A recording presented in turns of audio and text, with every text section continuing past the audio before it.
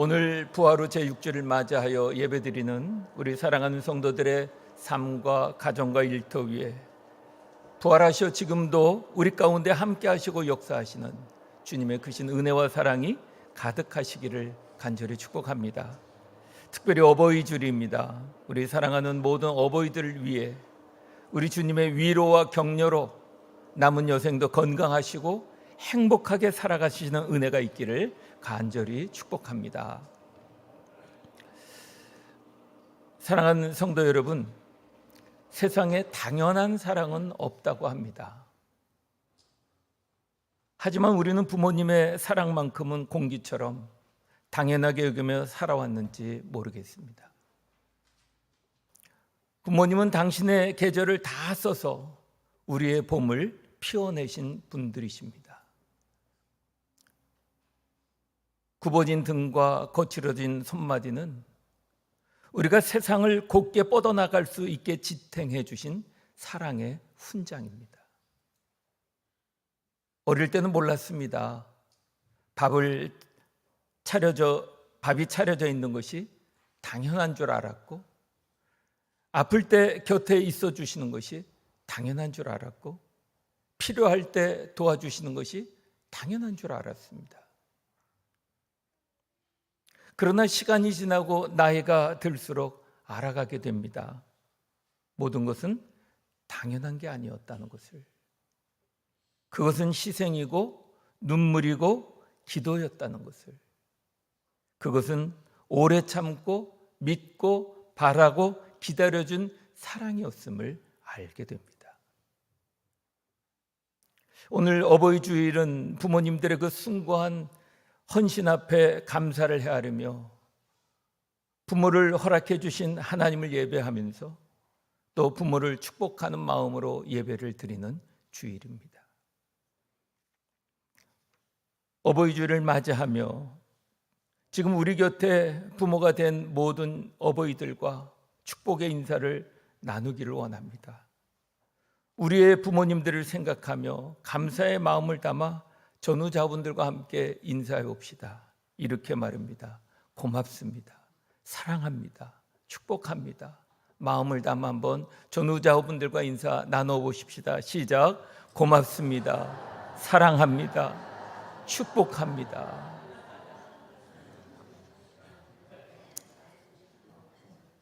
기독교의 사랑의 본질을 가장 압축적으로 보여준 우리 고린도전서 13장은 인류 역사상 가장 아름다운 사랑의 헌장이라고 불리우고 있습니다. 가정의 달을 맞이하여 이 고린도전서 13장을 묵상하는 가운데 하나님의 사랑을 가장 많이 닮아 있는 부모의 사랑에 대하여 우리 4절부터 7절의 말씀을 상고하면서 그 사랑에 감사하고 그 사랑으로 인해 성숙해가는 교회와 성도들로 한 걸음 더 나아가는 시간이 되기를 주님의 이름으로 간절히 축복합니다. C.S. 루이스에 의해 더 잘 소개된 이 헬라어의 사랑은 남녀 간의 열정적인 사랑, 에로스, 또 가족 간의 혈연적인 애정인 스트로게, 그리고 친구 간의 깊은 우정인 필레오, 그리고 하나님의 조건 없는 희생인 아가페의 사랑이라는 이름이 있습니다. 사랑의 갈로로 오늘 본문을 살펴보는 가운데 사랑의 속성을 잘 알아가면서 그리스도인으로 부모의 공경의 의미를 깨닫고 실천해가는 은혜가 있기를 간절히 소망합니다. 부모님의 사랑은 이 세 가지 사랑의 길을 모두 통과하면서 결국 우리를 하나님의 아가페의 사랑으로 인도한다는 사실입니다. 우리 사랑의 갈라 가운데 우리는 먼저 에로스와 스트로게의 사랑, 에로스와 스트로게로 가정을 이루는 이 생명의 신비와 본능적 헌신의 사랑에 대하여 살펴보며 은혜 나누려고 합니다. 남녀의 뜨거운 에로스가 책임 있는 부모의 사랑으로 무르익을 때에 비로소 가정이라는 생명의 터전이 견고해지게 됩니다. 이것은 생명의 시작입니다. 자녀가 태어나는 순간 부모는 스트로게, 가족애라고 하는 강력한 본능적 사랑으로 사로잡히게 됩니다. 제 몸보다 자식을 먼저 챙기는 이 본능적 부모의 사랑이 아가페의 사랑으로 이어지게 되는 것입니다. 오늘 4절에 사랑은 오래 참고라고 합니다. 부모님의 사랑은 오래 참는 사랑입니다. 생명을 위해 오래 참는 본능적 사랑으로부터 시작되는 어머니의 사랑을 한번 생각해 보십시오. 어머니는 생명을 하루 이틀이 아니라 10달 동안 자신의 품 안에 품습니다. 입덧의 시간도, 잠 못 이루는 밤도, 몸의 무게감과 통증을 견디며 아직 얼굴조차 보지 못한 생명을 위하여 자신을 끊임없이 내어줍니다. 그 기다림은 단순한 인내가 아니라 생명을 위한 사랑의 오래 참음인 것입니다. 이 스트로게의 사랑은 말보다 먼저 품어주고, 조건보다 먼저 받아주고, 상처보다 먼저 감싸주는 사랑입니다. 그래서 사랑은 오래 참는다라고 하는 말씀은 단지 화를 참는 정도가 아니라 한 생명이 자라기까지 기꺼이 시간을 견디고 자신을 내어주는 사랑을 뜻하는 것입니다. 어머니의 태중은 사랑이 무엇인지를 보여주는 첫 번째 교실과도 같습니다. 우리는 세상에 나오기 전부터 이미 사랑 안에 머물렀고, 어머니는 10달 동안 침묵으로 사랑을 가르친 것입니다. 스트로게의 사랑은 바로 이런 사랑을 말하는 것입니다.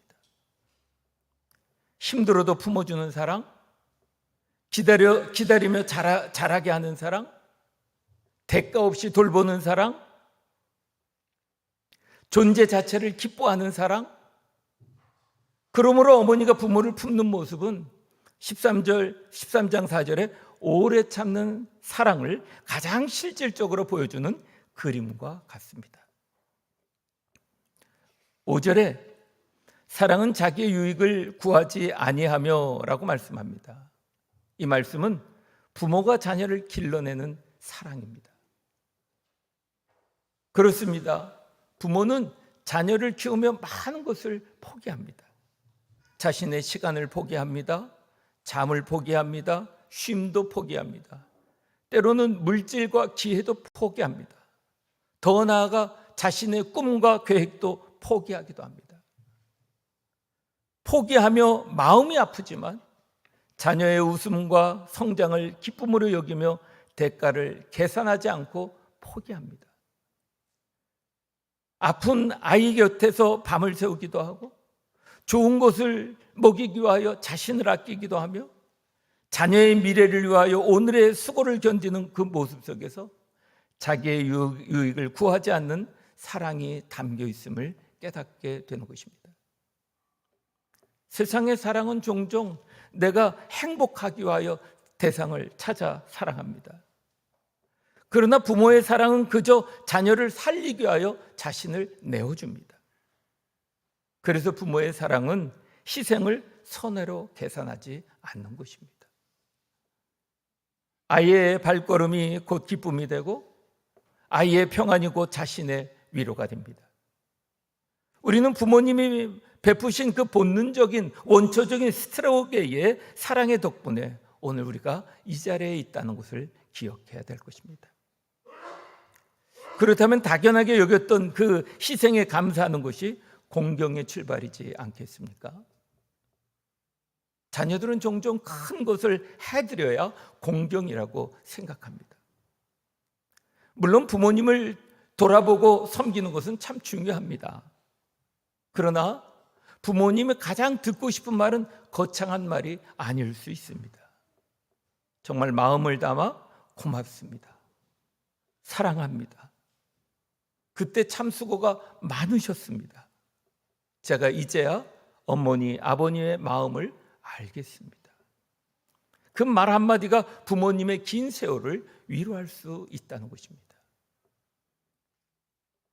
오늘 5절에 보면 사랑은 물에 행치 아니하며 라고 하는 말로 필레오의 사랑에 대하여 생각해 보게 됩니다. 부모님은 우리의 가장 친한 친구이자 상담자가 되어주십니다.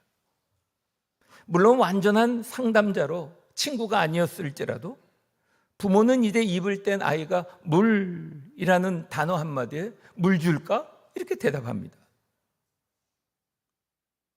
또 아이들이 들을 수 없는 말에도 부모는 알아차리며 아이의 입장에서 들으며 공감해 줍니다. 또 터무니없는 떼를 쓰고 울어대는 아이의 필요를 알려하고 찾아주며 아이의 상담자가 되어줍니다.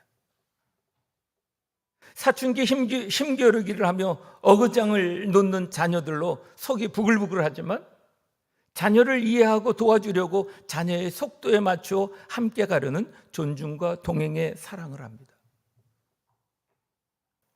저는 예전에 큰 누님이 결혼하여 오랜만에 친정 나들이하고 집에 오셔서 자고 난 다음 날 아침에 보면 어머니와 큰 누나 둘 다 눈이 퉁퉁 부어 있는 것이 기억에 남아 있습니다.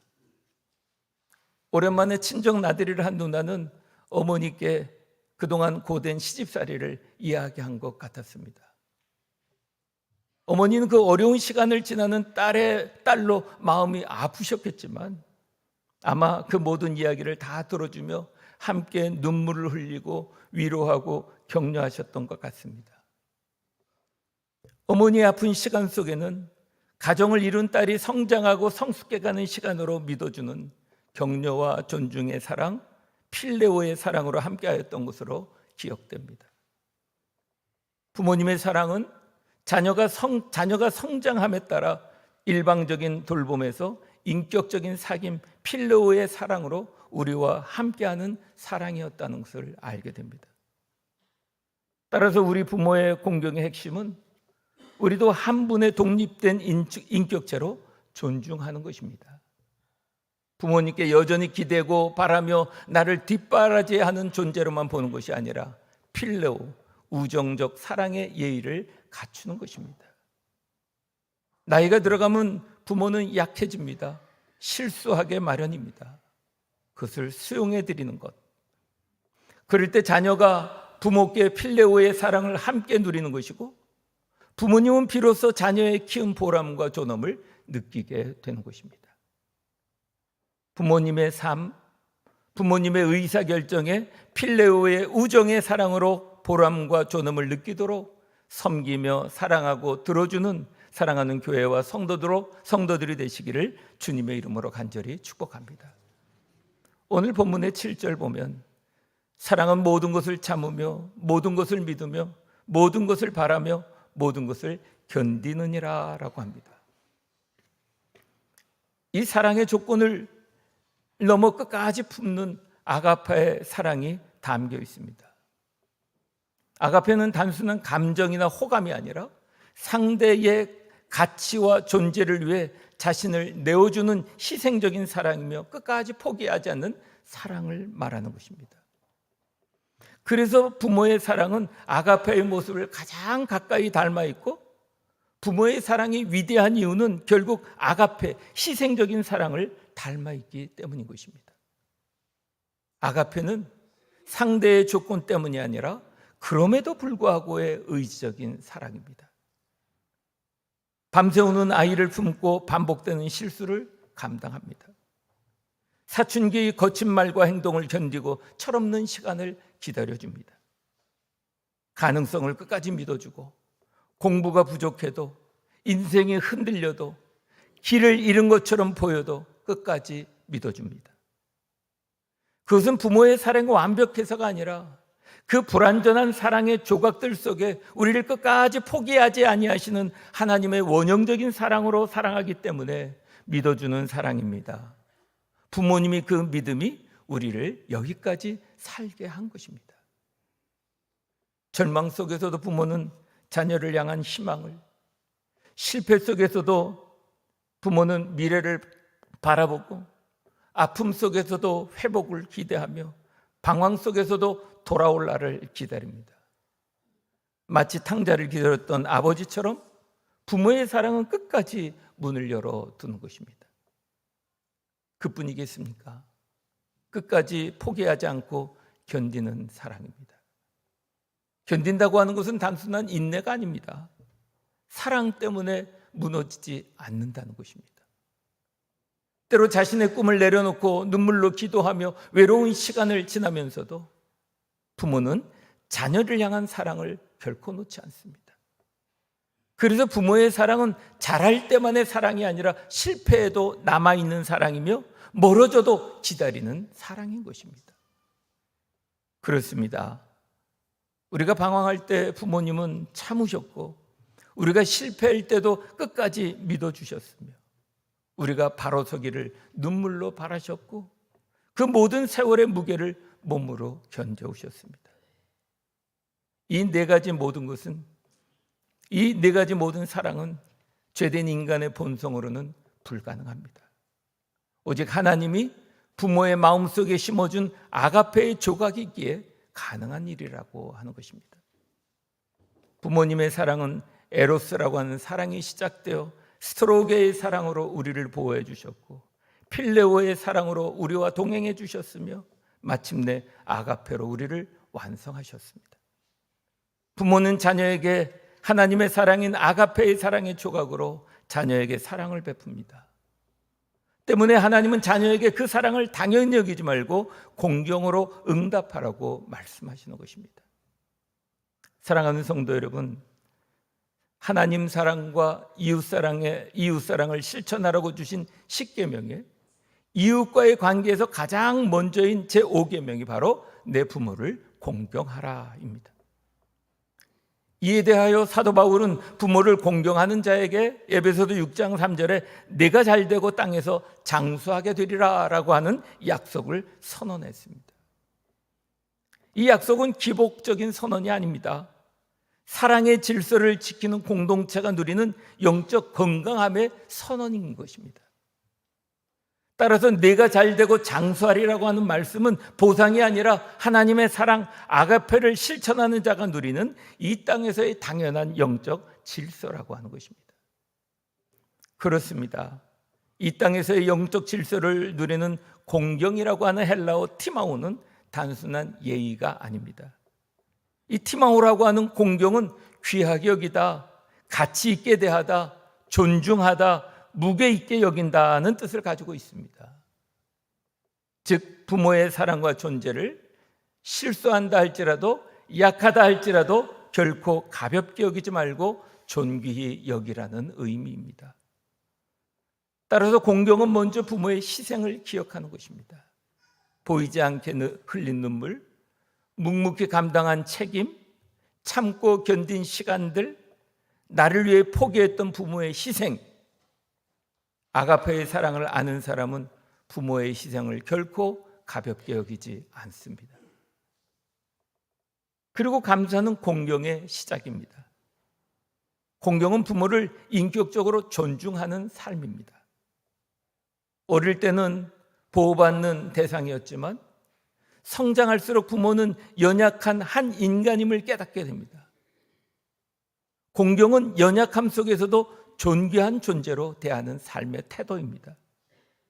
말투 속에서, 태도 속에서 관심과 배려로 존귀하게 대하는 삶입니다. 비록 완벽할 수는 없지만 잘 양육하기 위해 참고 존중하며 믿고 바라고 견뎌주신 부모님의 마음을 돌아보고 존귀히 여기며 감사로 살펴드리는 사랑의 삶이 바로 공경이라고 말하는 것입니다.